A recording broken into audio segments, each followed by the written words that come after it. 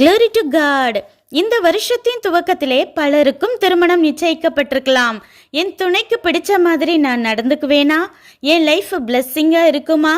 இதே போல புதுசா ஊழியம், வேலை, பிஸ்னஸ்னு ஏதோ ஒன்று ஸ்டார்ட் பண்ணுறதுக்கு முன்னாடி நீங்கள் தயக்கத்தோடு இருக்கலாம். ஏஞ்சலே டைரக்டா இறங்கி வந்து யுத்தத்துக்கு உனக்கு இருக்கிற இந்த பலத்தோட போன சொல்லியும் எனக்கு அவ்வளோ ஸ்ட்ரென்த் இல்லை, திறமை இல்லைன்னு எஸ்கேப் ஆக பார்க்குறாரு கிதியோன்.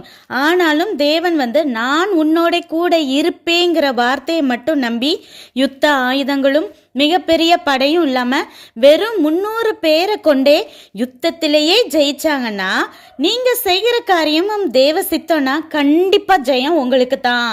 கிதியோனுக்கு உன்னை அனுப்புகிறவர் நான் அல்லவா என்று சொன்ன தேவனே நம்மை அனுப்பும்போது திறமை, அழகு, நாலேஜை பத்தின தயக்கத்தெல்லாம் தூக்கி போட்டு கான்ஃபிடென்ட்டா போங்க. சந்தோஷமும் வெற்றியும் உள்ள வாழ்க்கை உங்களுக்கு அமைய வாழ்த்துக்கள்.